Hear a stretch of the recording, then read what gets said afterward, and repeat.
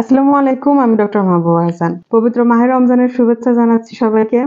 আজকের আলোচনার বিষয় ইফতারে কি খেলে গ্যাস্ট্রিকের সমস্যা কম হবে। আমাদের বাঙালি কালচারে ইফতারে ভাজা পোড়া খাওয়ার অভ্যাস সেই চিরন্তন সময় থেকে, এবং এই কারণে গ্যাসের সমস্যা অনেক বেশি বেড়ে যায়। যারা অলরেডি গ্যাস্ট্রিক আলসারের রোগী আছেন তাদের তো কষ্টের শেষ থাকে না।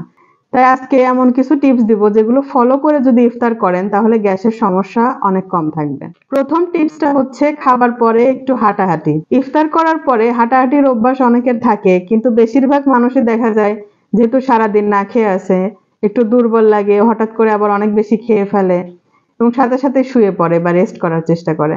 কিন্তু উচিত কিন্তু একটু সামান্য হাঁটাহাঁটি করা, এবং সবচেয়ে ভালো হয় আমাদের তো নামাজও থাকে, নামাজ পড়ে একটু হাঁটাহাঁটি যদি করতে পারেন তাহলে কিন্তু গ্যাসের সমস্যা অনেক নিয়ন্ত্রণে থাকে।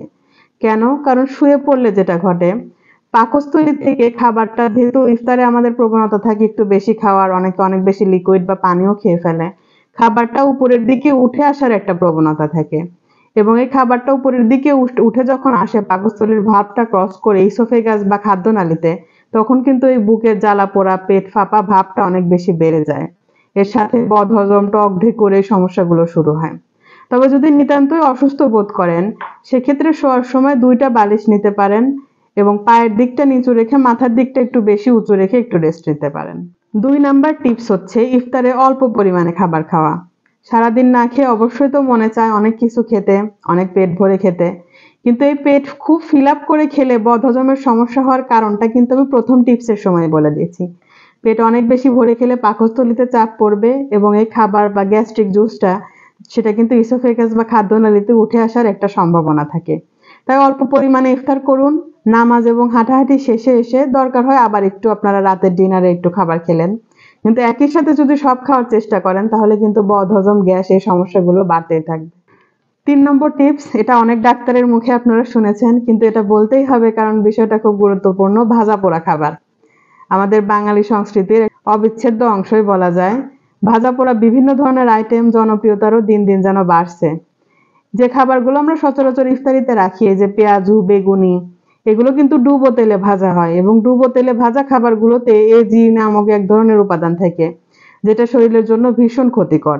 এটা শরীরে ইনফ্লামেশন বা প্রদাহ তৈরি করে, রোগ প্রতিরোধ ক্ষমতা কমিয়ে দেয়, হজম শক্তি কমিয়ে দেয়, যারা আর্থাইটিস বা বাত ব্যথার রোগী আছেন তাদের বাত ব্যথা বাড়িয়ে দেয়। গ্যাস্ট্রিক আলসারের রোগীদের জন্য এটা তো একটা ভয়ঙ্কর খাবার।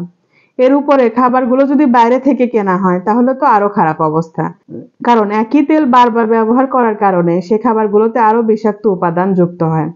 তাই ভাজা পোড়া খাবারের ক্ষেত্রে আমার পরামর্শ থাকবে, যেহেতু এটা আমাদের সংস্কৃতিরও অংশ, তাই চেষ্টা করবেন প্রতিদিন না খেয়ে মাঝে মধ্যে এটা খেতে, এবং অবশ্যই বাড়িতে তৈরি করে খেতে। এখন কিছু খাবার বলে দেবো যেগুলো রেগুলার ইফতারে খেলে এমনিতেও গ্যাসের সমস্যা বা হজমের সমস্যা কম হবে। তেমন একটি খাবার হচ্ছে টক দই।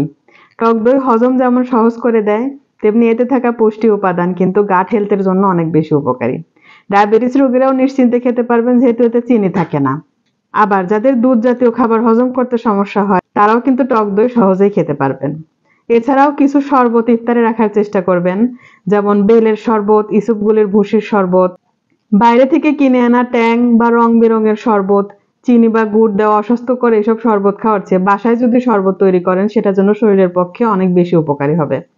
কিন্তু গ্যাস্ট্রিক আলসারের রোগী যারা আছেন তাদের কিন্তু পাকস্থলীতে অলরেডি ঘা বা প্রদাহ থাকে, তারা লেবুর শরবতটা একটু এড়িয়ে চলবেন, কারণ লেবুতে থাকা অ্যাসিডিক উপাদান গ্যাস্ট্রিক আলসারের রোগীদের কিন্তু পেট বুক জ্বালাটা বাড়িয়ে দিতে পারে। আরেকটা খাবার বলবো, সেটা হচ্ছে ডাবের পানি এবং ওর স্যালাইন।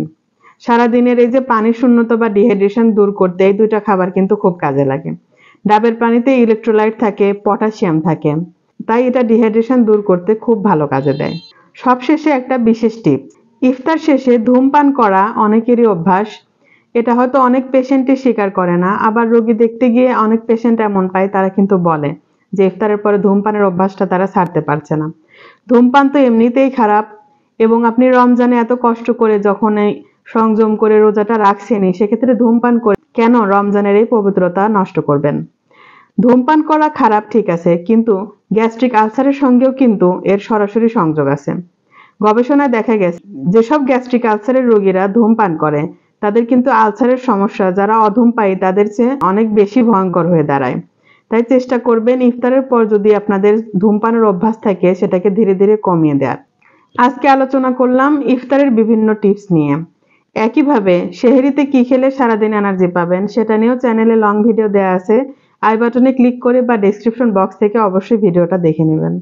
এছাড়া ডায়াবেটিস রোগীরা রোজা রেখে কিভাবে ইনসুলিন নেবেন, অথবা যারা থাইরয়েড রোগী আছেন তারা কখন ওষুধটা খাবেন, এবং এর পাশাপাশি গর্ভাবস্থায় রোজার ক্ষেত্রে কি কি নিয়ম মানতে হবে, এই ভিডিওগুলো পেয়ে যাবেন চ্যানেলের রমজান প্লেলিস্টে। আপনাদের যে কোনো জিজ্ঞাসা করতে পারেন কমেন্ট বক্সে, আমি কিন্তু সব কমেন্টেরই অ্যান্সার দিয়ে থাকি। বিভিন্ন ধরনের গুরুত্বপূর্ণ হেলথ টিপস পেতে ডক্টর আপু ফেসবুক পেজে আমাকে ফলো করতে পারেন। আর ডক্টর আপু পরিবারের সঙ্গে যুক্ত হতে চ্যানেলটিকে সাবস্ক্রাইব করে অবশ্যই সাথে থাকবেন। আবারও পবিত্র মাহে রমজানের শুভেচ্ছা জানিয়ে ভিডিওটি এখানে শেষ করছি। আল্লাহ হাফেজ।